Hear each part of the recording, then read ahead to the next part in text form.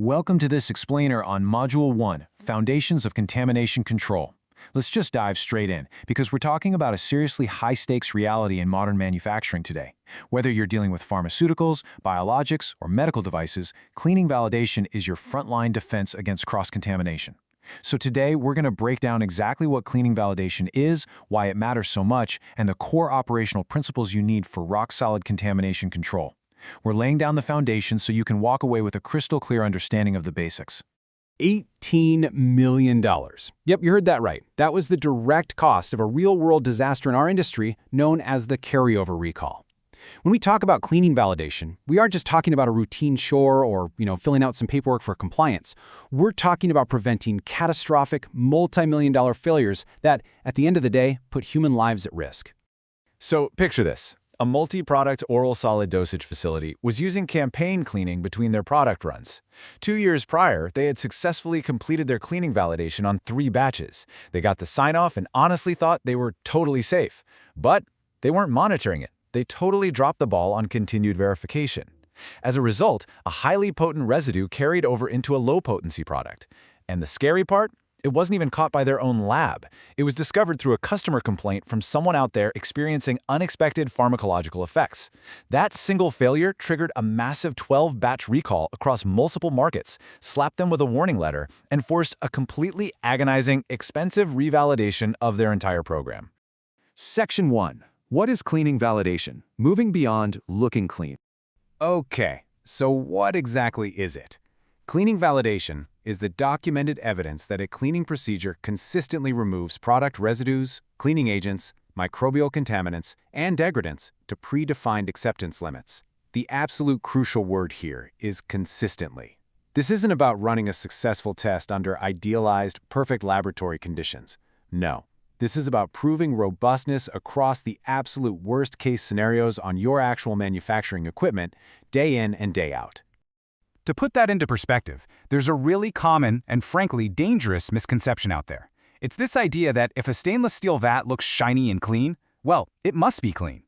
Now, visual cleanliness is absolutely necessary, for sure, but it is strictly insufficient on its own when we're talking about shared equipment. Modern cleaning validation requires hard, quantitative data proving those invisible residues are actually gone, not just a passing glance from an operator holding a flashlight. Section 2. The vocabulary of validation. Key terms you need to know. First up is the worst-case scenario. You're going to hear this constantly in this field. In cleaning validation, we deliberately don't design our procedures around the easiest products. We go straight for the worst-case product. That's the one that is the most toxic, the hardest to dissolve, or just a nightmare to wash away.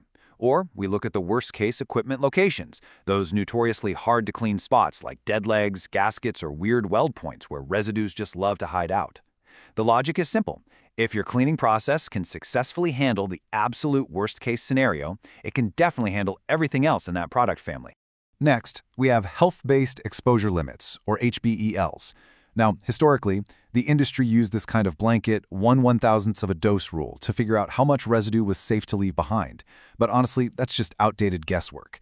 Today, modern acceptance criteria are driven by actual human health science. HBELs use rigorous toxicological data to establish permitted daily exposure and acceptable daily exposure values. It's a much more exact, scientifically sound way to actually protect the patients taking these medications. And those health-based limits feed directly into our next key term, maximum allowable carryover, which is almost always just called MACO. This is the mathematical limit that guarantees your next batch won't be dangerously contaminated. By taking that HBEL we just talked about and calculating it against the batch size, the dose, and the total shared surface area of your equipment, you establish exactly how much residue can safely transfer to the next product. It's the definitive boundary line for your acceptance criteria. You cannot cross it. Section 3. The 3-stage life cycle, a continuous state of control. All right, so how do we actually do this? Cleaning validation isn't a one-off event. It's a continuous 3-stage life cycle that aligns perfectly with modern quality risk management. We've got Stage 1, process design, Stage 2, process qualification, and Stage 3, continued verification. The major takeaway here is that validation is a living, breathing process. It's a continuous state of control. Let's break them down really quick. Stage 1, process design, is all about the underlying science. Long before you ever swab a piece of equipment for clearance, you have to fundamentally understand your soils and your machinery. This is where you roll up your sleeves and characterize the residues, figure out the right cleaning agents, and honestly assess your equipment's cleanability. You're also designing your TACT parameters. That's time, action, concentration, and temperature, and formally identifying those worst-case locations we covered a minute ago. Once that process is scientifically designed and locked in, we move to stage 2, process qualification. This is what most folks traditionally think of when they hear the word validation. It's your point-in-time proof. You execute a strict protocol-driven validation, typically running your cleaning process successfully 3 consecutive times to prove it performs exactly the way you designed it to. This stage also includes vital recovery studies to prove your testing methods are actually accurate, and it all wraps up in a comprehensive validation summary report. But here is where so many companies drop the ball. Stage 3, continued verification. Remember that facility with the $18 million recall? Yeah, they completely skipped this stage. Ongoing monitoring is absolutely crucial. This involves routine testing like TOC or conductivity, ongoing trend analysis, and immediately investigating any weird spikes or issues. Skipping or compressing stage 3 isn't just a minor oversight, it is a massive operational failure.